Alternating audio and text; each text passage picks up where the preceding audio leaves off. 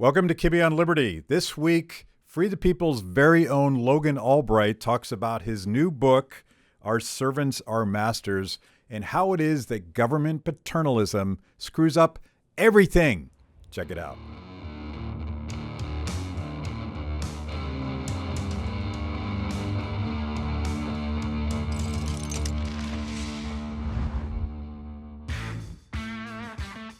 Today in studio, we have none other than Logan Albright, who performs almost every possible function at Free the People. So this is a celebration of one of our own. Welcome, Logan. Thank you so much, Matt. It's a pleasure to be here. And fans of Kibbe on Liberty over the past couple of years know that I've joked about Logan as he's been sitting behind the set doing sound. You realize that now there will probably be no sound in this episode whatsoever. Yeah. Well, I was going to say, if the sound works on this, it means that I probably don't need your services anymore. So, I mean, we've replaced you with a robot, basically. Fortunately, I can do other things. Yeah. But you have been our staff writer, staff researcher. You do sound. You have written the music. I actually wrote the music for this show. Yes. So those people that listened to that guitar riff at the beginning, that was you playing and performed. Yes. And what else? You're an economist. Yeah, my role has evolved a lot over the years that we've worked together. Yeah. I've done a lot of different things, which is good because I have a short attention span and I like to do different things. So and most I never importantly, get bored doing this. Yeah. Most importantly, you're the Free the People house mixologist. Right. And you're really not a credible organization without a house mixologist. Which reminds me, I have a new cocktail bar I need to take you to. Nice. Sometime we need to do that. But you are on set today because we are celebrating the release of your new book. And I notice that your name is much bigger than the title. Well, the folks at AIER know what's important. Yes. You know? Yeah. So, everyone's going to snatch that up the moment they see your name. Yeah. It's called Our Servants Are Masters, How Control Masquerades as Assistants. It is a very libertarian book, and we will get into it in a bit, but you just got back from Ireland. Yeah, I had a nice little week-and-a-half vacation in Ireland. I saw Dublin, Galway, and Kilkenny, and got a taste for Irish whiskey while I was over there, which I can't help but notice we have some of today. Oh, what an accident, happy accident that is. Things just work out sometimes. So I'm a big fan of Irish whiskey, and I've spent a little bit of time doing empirical research in Ireland. And depending on my mood, I like it better than Scotch whiskey. Not all the time, but it's a much smoother drink. And it turns out that there's government reasons why that is so. But let's choose one. So we have Redbreast 12 cask strength, or Redbreast, some sort of Irish name that I can't pronounce, that is finished in sherry casks. I think we got to go with the cask strength, don't you? I feel like that's what a real man would do. Yeah. So tell me, you had a conversation with a bartender. Yes. So as all good Irish visits involve. I was in an Irish whiskey bar, as you do when you're over there, and drinking various types of Irish whiskey. And the bartender came over and was interested that I was from America, and he wanted to tell me the story of why. And I don't know if people know this, but Irish whiskey is spelled with an E. It's Whiskey. Scotch whiskey is spelled without the E, just KY at the end. And he said there's a reason for that. And the reason that he told me, and you have to take the story with a grain of salt because it was told to me by an Irishman in a bar, but the reason he told me is that the Irish have always distilled whiskey in traditional copper pot stills, and that's how they thought whiskey was made. And at some point, someone invented the column still, which is what we use in America for the most part. And they were showing it around to the Irish, and the Irish said, well, that's a cool trick, but it's not whiskey. Whiskey's made in copper pot stills. So this is more efficient, but it's not the way we do things. So get out of here with your column distillation. So they took it over to Scotland, and the Scottish really liked it. They thought it was great, and they started distilling Scotch in the column stills. But the Irish were angry about it, and they said, if you're going to do that, fine, but you can't call it whiskey because it's not whiskey. It's not how you make whiskey. So the compromise with the Scottish changed the spelling of the word whiskey by taking the E out. And that's why Scotch whiskey doesn't have the E in the name, because it's using a different distillation process that the Irish insist is not technically whiskey. I did not know that. And American whiskey has the E, correct? Yeah, the American whiskey has the E. Canadian whiskey does not, and I have no idea why that anomaly exists, but American whiskey does have the E. I blame the government corrupts everything, and I assume that it has something to do with the corruption of the word whiskey. But I was reading when I was in Ireland, and I was reading up on this today because not every story that a drunk bartender in Ireland tells you is true, but it turns out this one was. I was at the distillery that makes Redbreast, which is a classic pot still Irish whiskey and delicious, by the way. Cheers. Cheers.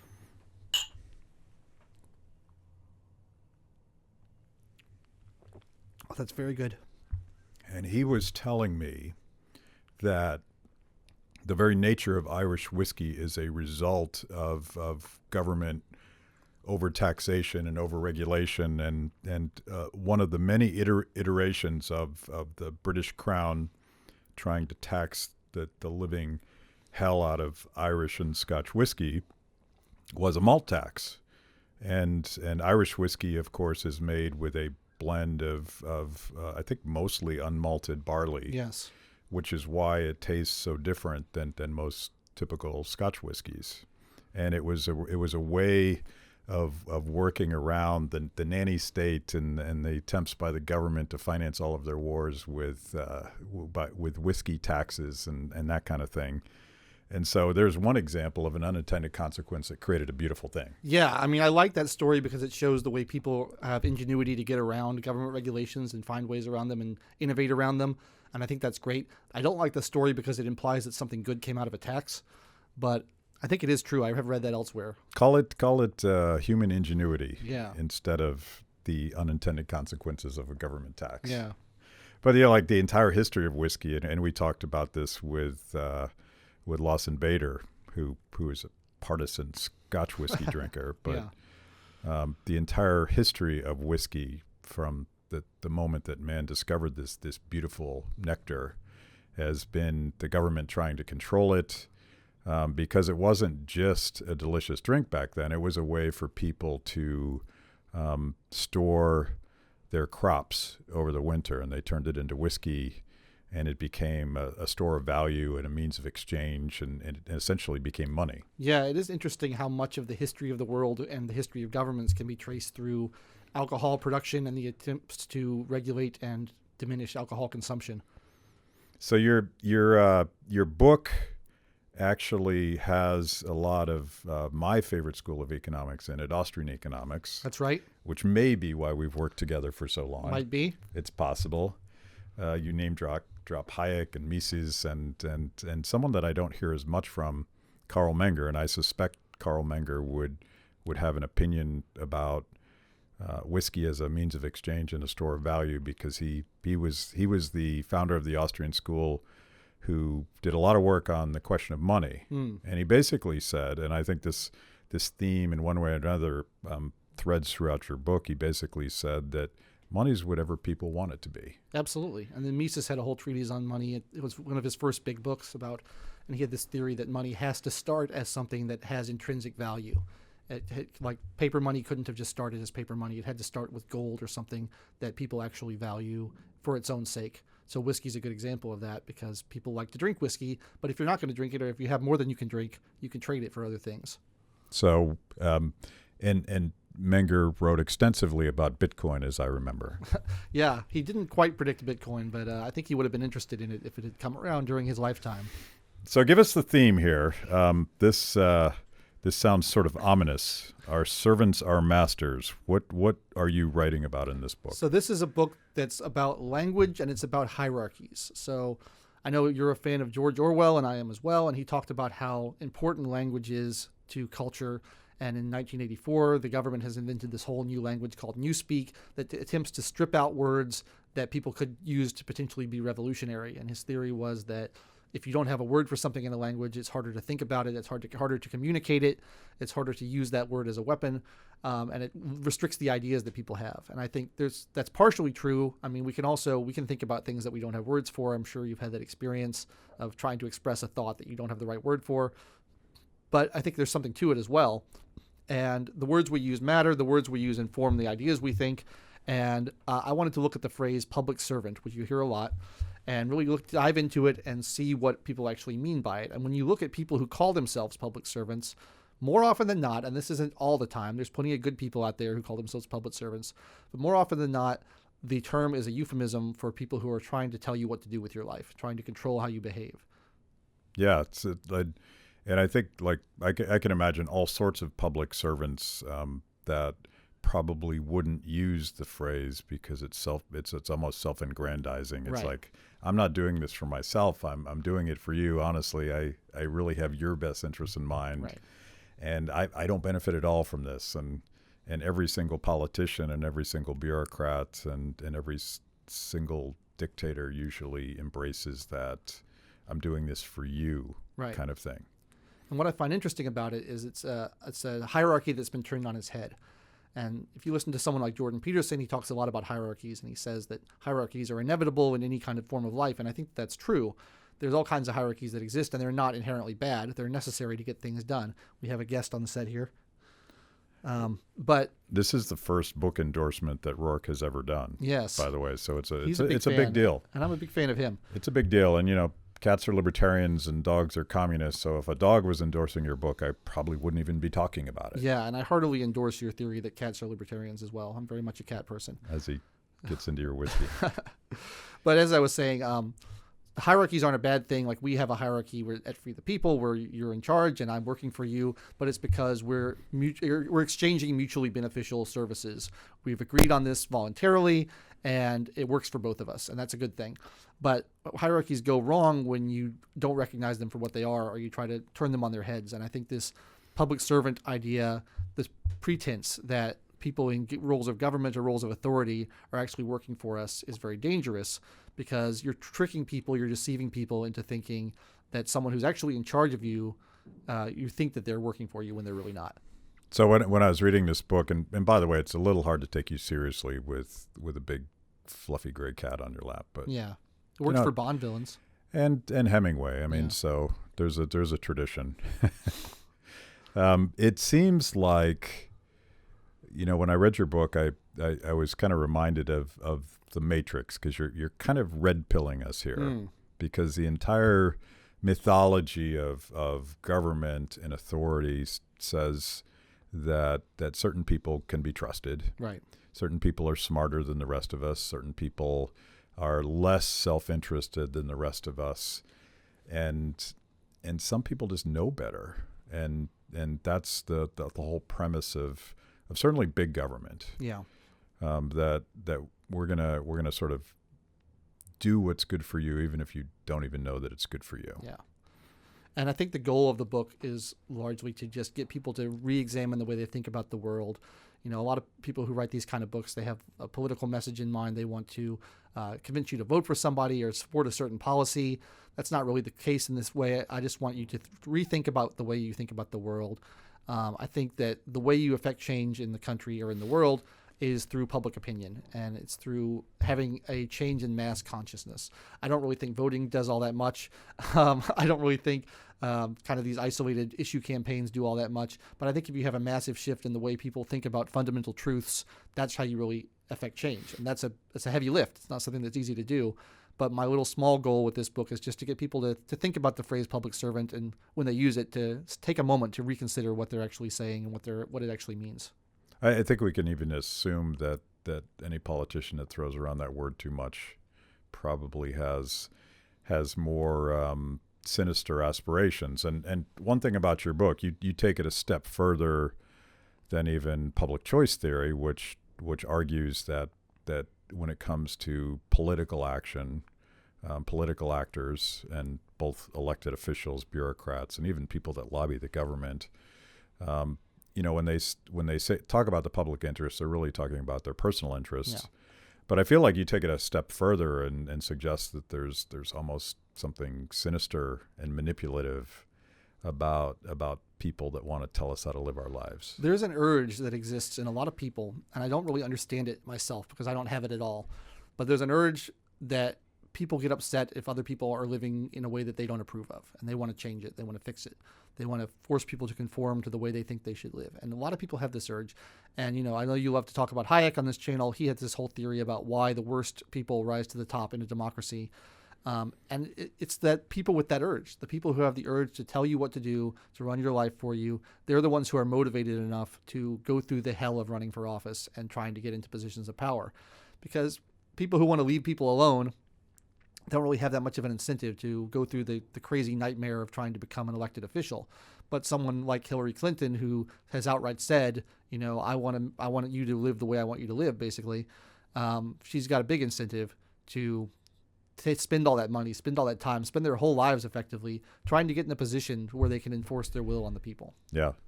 So let's talk about a couple examples, because we'll start with some extreme examples that you talk about in the book, so that people understand what we're talking about. And we just had our friend Lee on the show talking about growing up under Mao's China.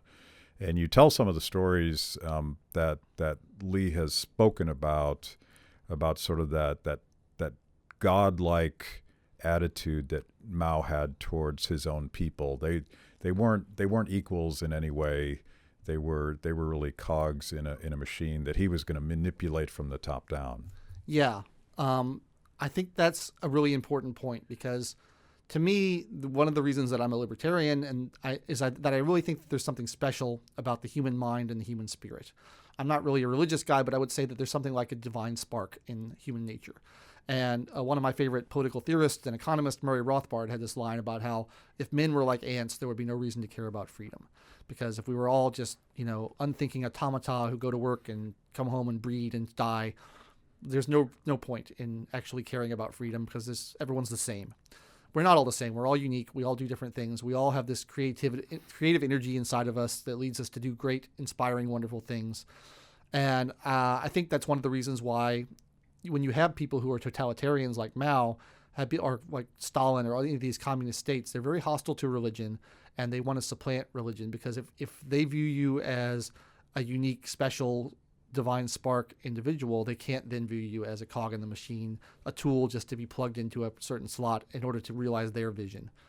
And I think that's kind of the mindset that goes into these totalitarian leaders. They don't think you're special. They think you're just like everybody else. You're all just numbers that can be rearranged in an equation to realize their vision. Actually, a couple of years ago, John Mackey, the founder of Whole Foods and an unapologetic free market capitalist, was debating a Marxist professor, and I'd never heard of the guy, but supposedly he's one of the top professors, and he was at some Ivy League school, of course. And it was shocking to me how much he conveyed what you just said. He very much viewed society as an aggregate chunk of stuff. It was a singular thing, and when he was crunching the data on stage, he didn't even mention the fact that he's talking about people. Right. And the whole idea was to manipulate and get people to do what he wanted them to do, because he was talking about so-called excess wealth. And he really didn't have any way to separate it out, right, because he was just looking at the it's aggregate. It's not your wealth or my wealth. It's just wealth that it's exists wealth out there for some expert to then move around to where they want it to be to create the most efficient allocation according to them. But, Mao didn't just think he could manipulate the economy. He thought that he could manipulate Mother Nature. And you tell that story. Yeah, and this is a story that's been told on this channel before, but it's shocking when you hear about it, just the hubris of it. He would try to redirect rivers, because he said, this river doesn't go where it needs to go, where I want it to go. I'm going to make it go over there. Like, that's a huge engineering challenge to try to redirect a river. People don't realize how much goes into the formation of a river, why a river is where it is. It's there for a reason. It's there because it's on a rocky bed where the water can flow past. What Mao did was redirect the rivers using slaves essentially, digging channels for the river to go through. But because it wasn't a rocky foundation, it was just soil, the river would just sink into the ground and disappear. So you had all the water just dry up and go away. He was worried that the birds were eating all the crops. So he ordered all the Chinese children to get up every morning and go out and kill the birds that they could find. Kill all the birds you can find, which is crazy. It's an insane lunatic plan. But not only is it an insane lunatic plan, it doesn't work, because birds serve an important function in the world. That's why they're there. And the birds, it turns out, they eat the locusts and the pests that would otherwise destroy the crops. So without the birds, the crops all got eaten by pests, and everybody starved to death. And you have the greatest mass famine in human history. Yeah. And the reason I like am appalled by that story, I like telling that story because I think it explains to young people that really don't think about the world in terms of economics, but would be horrified to imagine some government authoritarian mandating from the top down, today we will kill all the birds. And like, it's crazy, but it's more than crazy. It's evil, because he's, as you were saying earlier, these communist governments replace religion with the state as God. And in this case, Mao was God. He wrote a Little Red Book, and if he said it, it must be true. And the consequences were a humanitarian disaster. Yeah, and they don't even give you the courtesy that religion gives you of saying that you're made in my image and you're a special, unique individual. Yeah. They just say, you work for me. Yeah. That's it. But so everyone agrees that that's bad. And I'm assuming that there's even the most ardent socialist in this country would hopefully admit that Mao committing birdicide was a horrific thing. But it applies to almost everything the government does to manipulate our behavior. Yeah, it's all based on them thinking they know better than the rest of us. And I have a section in the book on economics, which may seem a little bit out of place with the rest of the book, because not that many economists call themselves public servants, but there are some economists who work for public policy institutions or universities or governments. And there's this whole new school of economics called behavioral economics. And basically the goal of behavioral economics is to find ways to get you to change your behavior so that there is a more efficient outcome, according to the economists. Economists love to optimize things. They make you study calculus in grad school because they think that you can optimize things. And so these behavioral economists think they can optimize society by changing human behavior. And what they've done is they realize that they can't outright force people to do what they want them to do, not easily anyway, but they think they can manipulate them using psychology. So there's this kind of fusion between psychology and economics. And the key proponent of this is Cass Sunstein, who wrote the book Nudge. And I find this a really evil concept, because what he's saying is, we're going to subtly rearrange your environment. We're going to move things around in a certain way to basically trick you into doing what we want you to do. So there's things like, well, we want people to be organ donors when they sign up for their driver's licenses. And right now, if you want to be an organ donor, you say, I want to be an organ donor. But they say, well, instead of doing that, let's say you're automatically an organ donor unless you want to actively opt out, knowing that most people are lazy and most people won't actively opt out. And that, kind of sounds a little bit benign because it's just changing an opt-in to an opt-out. But the goal is really sinister, because what you're doing is you're just trying to change people's behavior through very subtle ways that they won't even realize that they're being manipulated. They won't realize that their behavior is being changed. And they do things like in school lunches, they want to put the healthy foods up front and put the unhealthy foods in the back to try to trick kids into eating the healthy foods first. And a lot of these things don't sound like a big deal on their own, but you end up with a society that is aggressively trying to manipulate its citizens into behaving a certain way, instead of letting people make their own choices and letting people do what they want to do. Is like, you think about actually applying that concept to something like music and musical choices and the government deciding what you can and can't listen to. That also sounds absurd, but history says that it actually, Castro banned the Beatles, for instance. And Soviet Union is infamous for the amount of approved music and unapproved music that they had. There's all these great modernist Russian composers like Shostakovich, and they're fantastic artists, but they were not allowed because they were too modernist and they weren't traditional and they weren't nationalistic enough. The government controlling art is always a big part of trying to manipulate people's behavior, because art is inspiring. Yeah. And art inspires people to think new thoughts and have new ideas and do new things, and maybe even to revolution. And we can't have that. We got to keep everybody comfortable and safe and complacent. So you mentioned economics, and the chapter is really about Austrian economics and this idea that the Austrians push, which is methodological subjectivism. Yeah. And explain that and how that applies to this idea that you can top-down decide people's behavior. Okay, so first of all, I should say Austrian economics is a branch of economics that was founded in Austria, unsurprisingly, by Karl Menger, and it was taken up by Friedrich Hayek, and it was taken up by Ludwig von Mises, and it's a branch that really stresses human action and human behavior as opposed to numbers and math and equations and optimization. And they don't teach it in school. I have a master's in economics. You have a master's in economics. They don't teach it in universities. You have to go out on your own and find these texts. and if you want to learn the style of economics, because they're more interested in teaching you statistical methodology in school nowadays than actually teaching you how to think about how humans behave and how humans act. And the key insight to Austrian economics is that we all have a scale of values that's different from each other. And what I value is going to be different from what you value, and there's no objective way for me to say what I value is better than what you value. So if I prefer to drink Irish whiskey and you prefer to drink Scotch, there's no way to say you're wrong and I'm right. We can just say they have different preferences. And so any kind of effort to optimize across individuals to try to get people to do what's efficient can't actually succeed, because you have no way of knowing what is right for each individual, because each individual has his own preferences, his own scale of values that's going to be different from everybody else's, and only that individual is in a position to evaluate whether something is good or bad for him. Yeah, and it applies to all of these attempts to socially re-engineer people's behavior. I think a lot of people would be confused as to why what Cass Sunstein proposes is so insidious, and it's because nobody wants the same thing, and nobody knows what people want unless the very process of people figuring stuff out is allowed to proceed. There's a great line from Mises in a couple of his books, actually, that I use all the time, where he talks about irrationality, and people often criticize economists for assuming that people act rationally, and I think there's a confusion between the word rational and the word logical.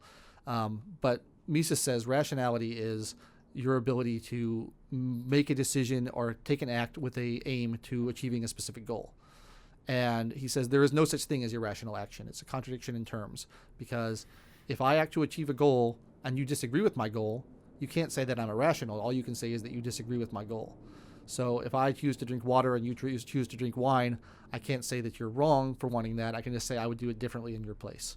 There's no way to objectively, from a third-party standpoint, say what that guy's doing is irrational. You can just say, I don't agree with what he's doing. I wouldn't do it if I were him.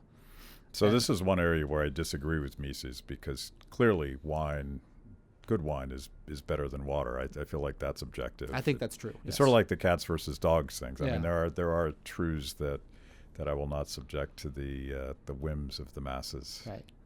And whenever you have something that people are criticizing as irrational, it usually comes down to majority opinion.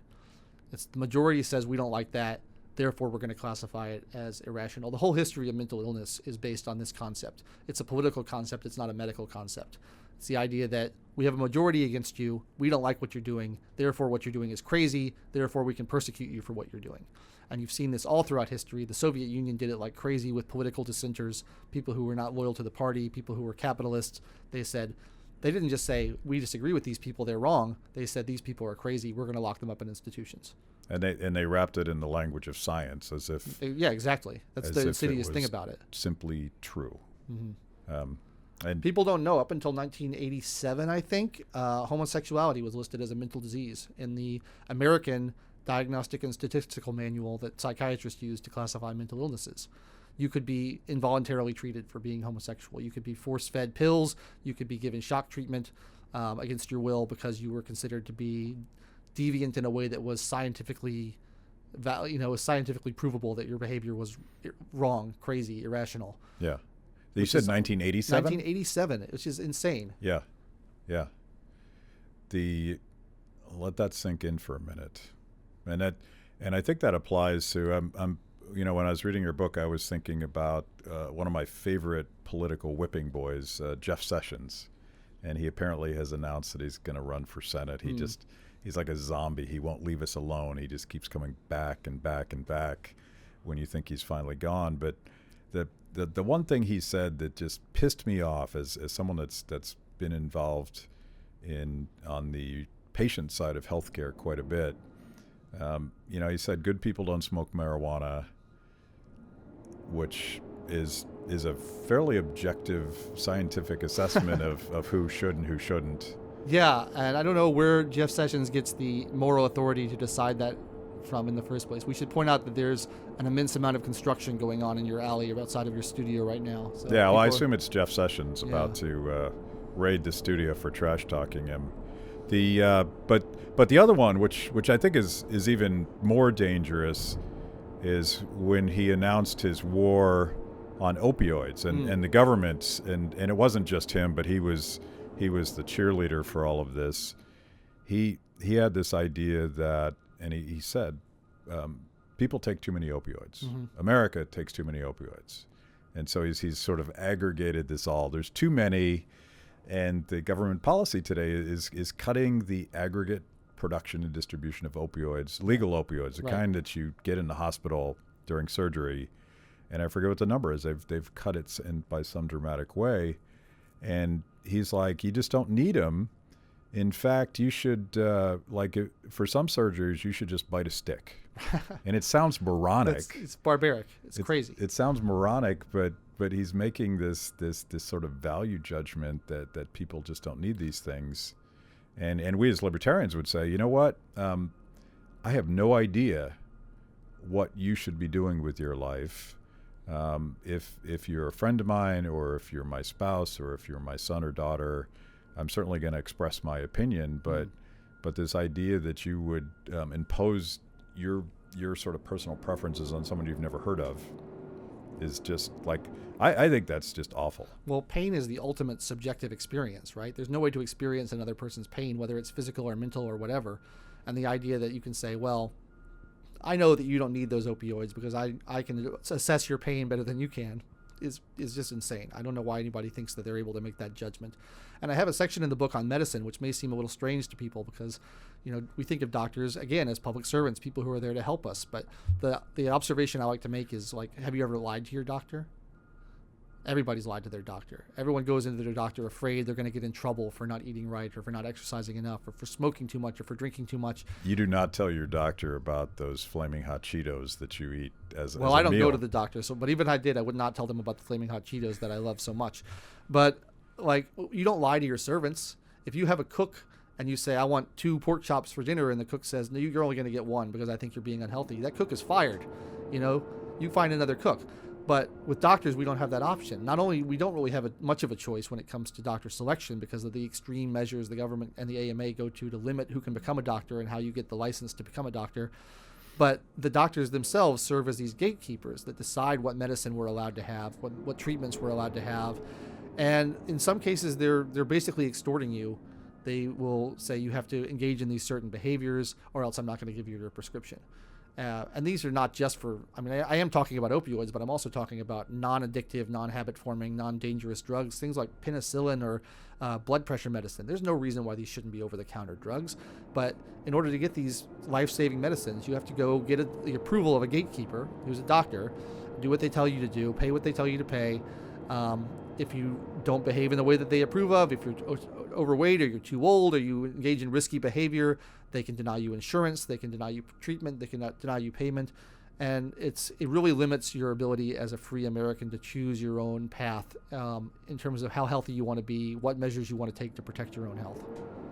How loud is that? It's pretty loud. You guys are dominating. So we have some sort of major catastrophic event happening right outside the studio, so you'll just have to bear with us.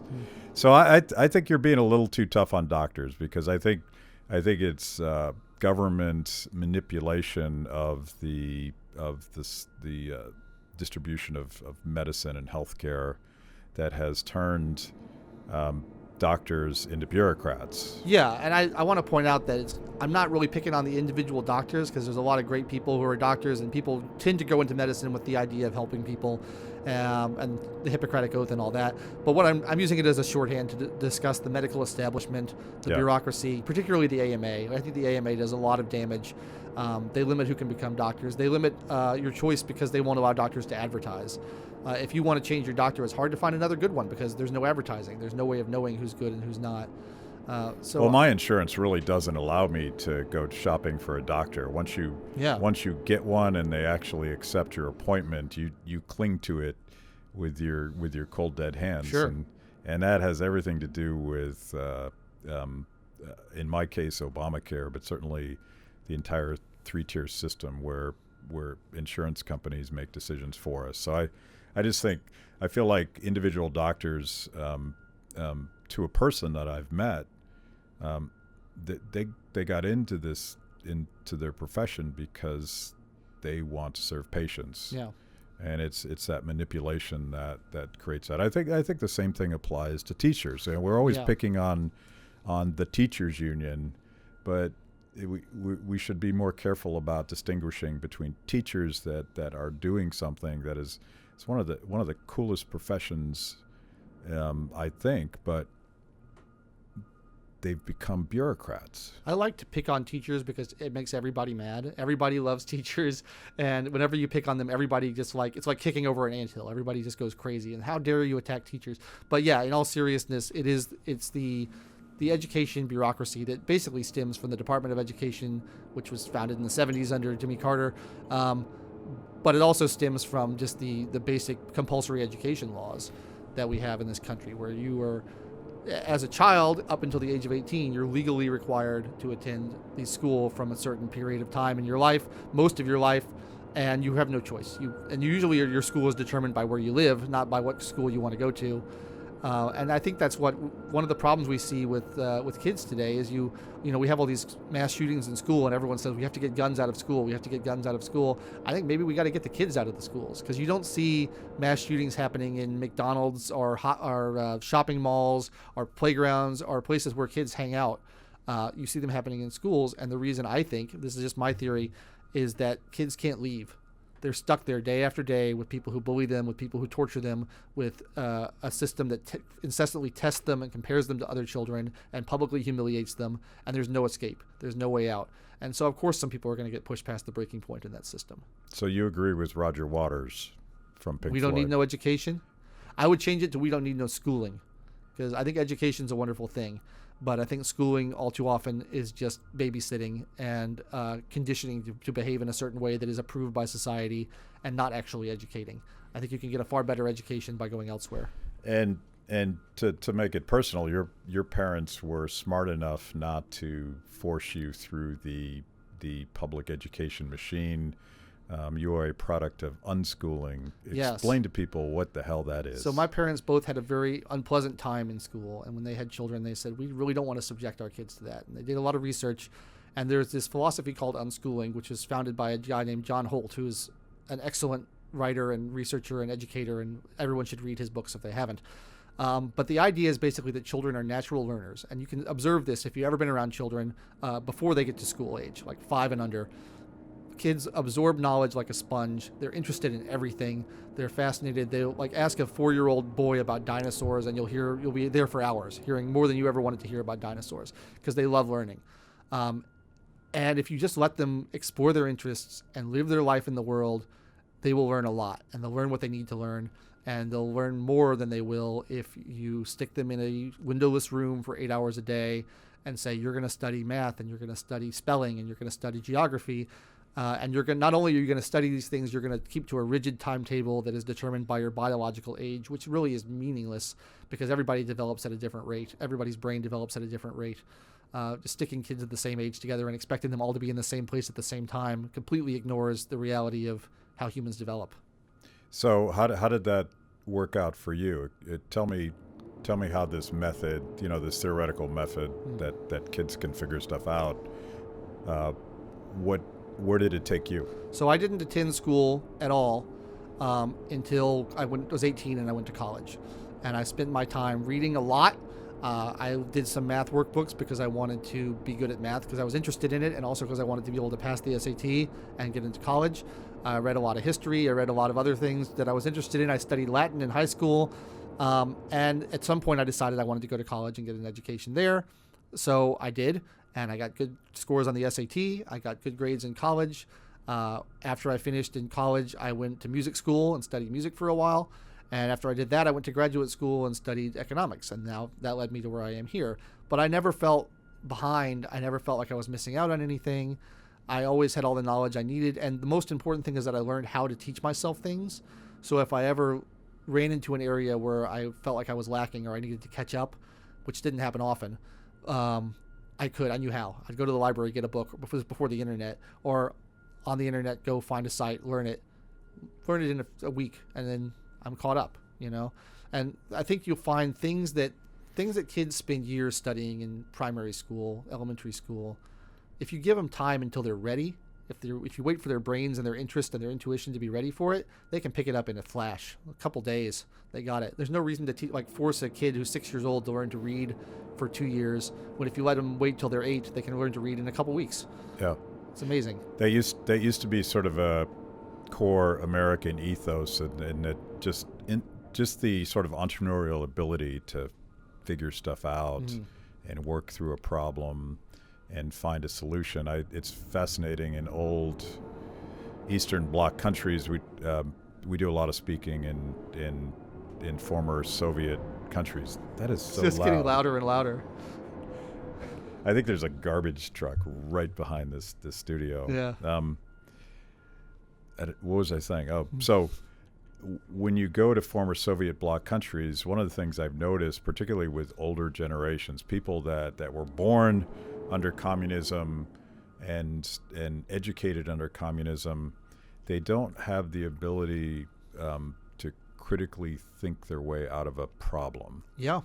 And so, and it can be silly, mundane things. You know, you're at a conference and the sound system's not working, and people just stare at each other. They don't know what to do.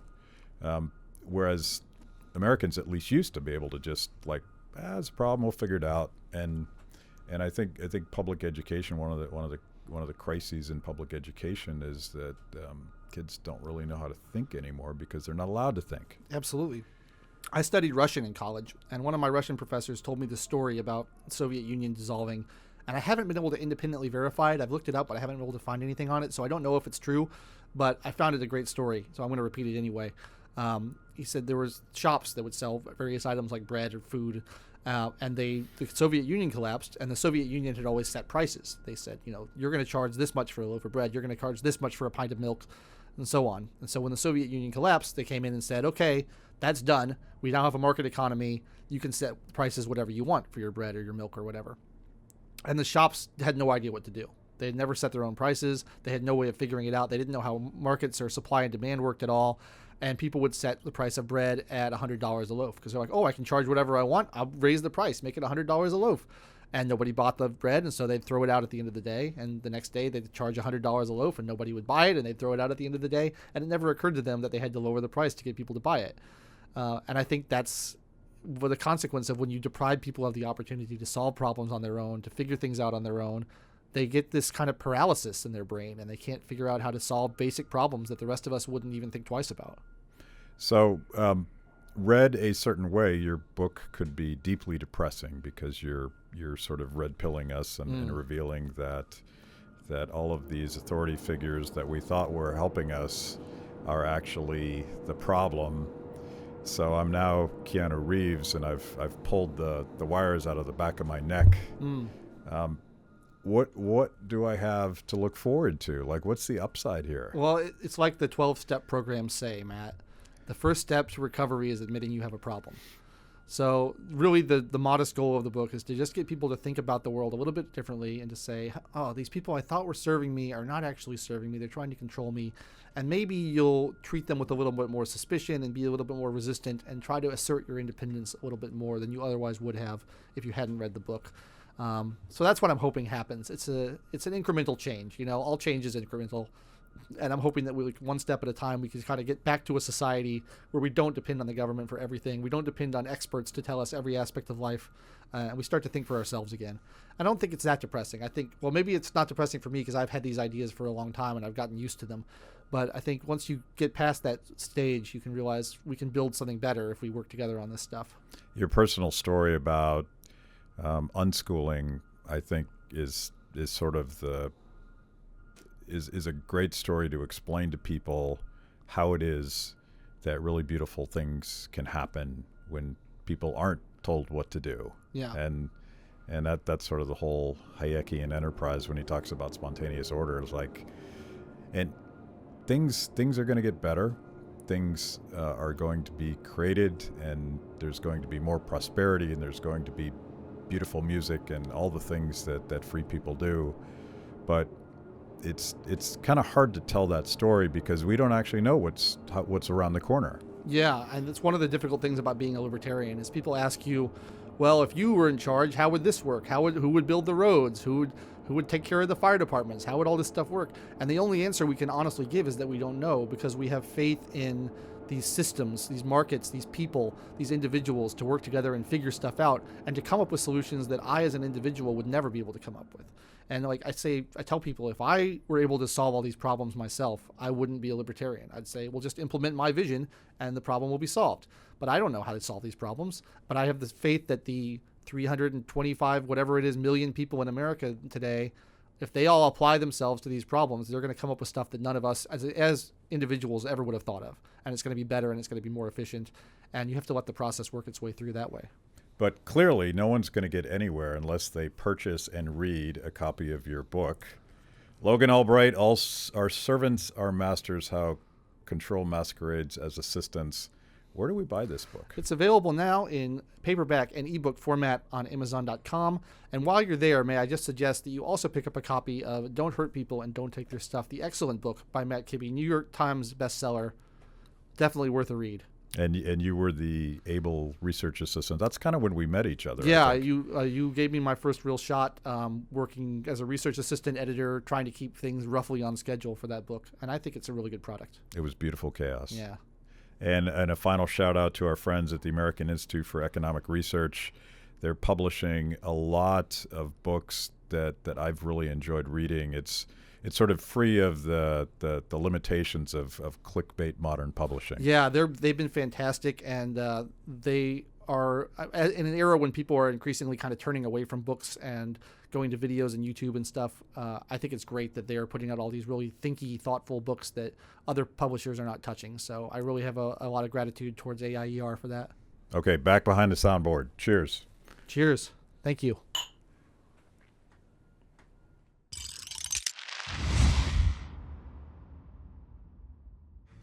Thanks for watching Kibbe on Liberty. By now, you know this is the most important event of your week. So make sure you subscribe on YouTube. Click the little bell so you get notifications. Kibbe on Liberty, mostly honest conversations with mostly interesting people.